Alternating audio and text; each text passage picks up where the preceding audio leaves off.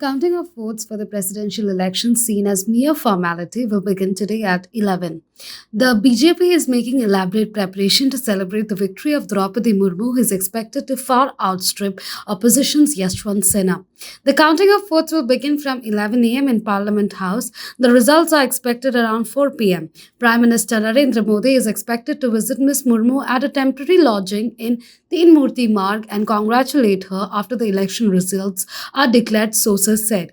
The Delhi BJP has planned a roadshow after Ms. Murmu's victory from the party headquarters to Rajpath. Many senior leaders will be also present on the occasion, sources said. Fact-checker Mohammed Zubair was released from jail on Wednesday night, 23 days after he was arrested over what the police said was highly provocative tweet. The Supreme Court granted him bail in all the cases against him in Uttar Pradesh. Shortly after his release, his business partner and co-founder of Old News, Pratik Sinha, said Mohammed Zubair will be back real soon. Zubair wants to convey his heartfelt gratitude to everyone who stood by us and supported us in the last few weeks. He'll be back real soon, Mr. Sinha tweeted, sharing a photo with Mr. Zubair. Mr. Zubair left Delhi's Tihar jail at 9 p.m. and got into a waiting car outside the jail. Asked by reporters to say something, he flashed a victory sign. Mohammed Zubair was arrested on June 27 by Delhi police. 7 more FIRs were filed against him in Uttar Pradesh. The Nationalist Congress Party President Sharad Pawar has dissolved all departments and cells of his political party with immediate effect, a senior NCP leader said on Wednesday. NCP National General Secretary Praful Patel tweeted, with the approval of National President Nationalist Congress Party, Sharad Pawar, all departments and cells stands dissolved with immediate effect.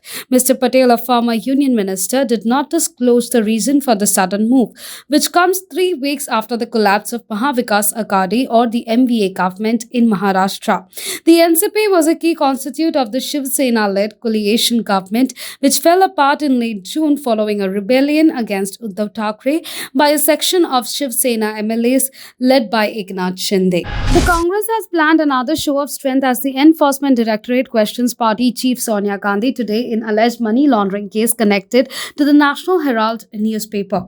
Mrs. Gandhi's questioning has been deferred earlier after she tested positive for COVID and was hospitalized. After being released from hospital in mid-June, she asked for more time to appear before the agency. Congress leaders met on Wednesday evening to finalize details of the protest. As Mrs. Gandhi leaves for the ED office at 11 a.m., AICC office bearers and members of Frontal Organization will accompany her in the mark of solidarity, sources said.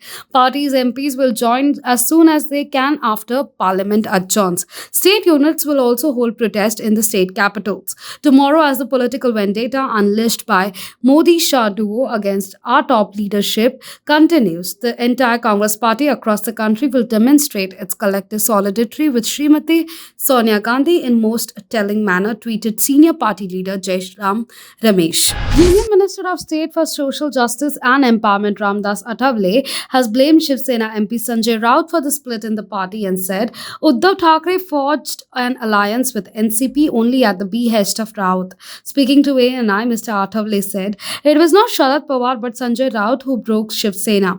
Uddhav Thackeray decided to go with Nationalist Congress Party only at the behest of Sanjay Raut. The Union Minister said Bharatiya Janata Party and Shiv Sena governments would have come to Maharashtra if Shiv Sena and NCP had not come together. Mahavikas Aghadi would never have been formed if Shiv Sena and NCP had never come together, and therefore BJP and Shiv Sena government in Maharashtra, Mr. Athavale said.